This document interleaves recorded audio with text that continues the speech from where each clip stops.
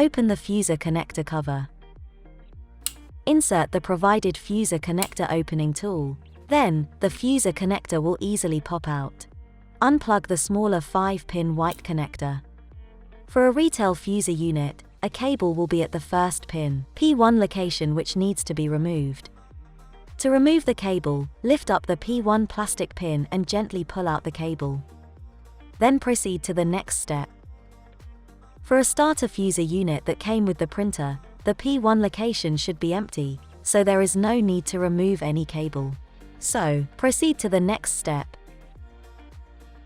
Connect the small pin of the reset kit into the P1 location of the white connector. And place the white connector back into the fuser connector.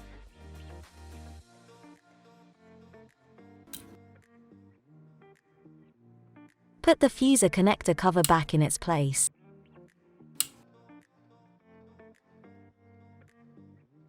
Unscrew this and put the screw back together with the ring terminal securely.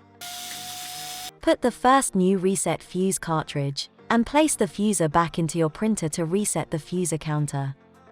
The installation of the fuser reset kit is now complete. After printing another 150,000 pages, if the fuser condition is still acceptable, use another new fuse cartridge to reset it again. If the fuser condition is not acceptable, transfer the reset kit to another fuser, and reset up to 5 times combined. It is that simple.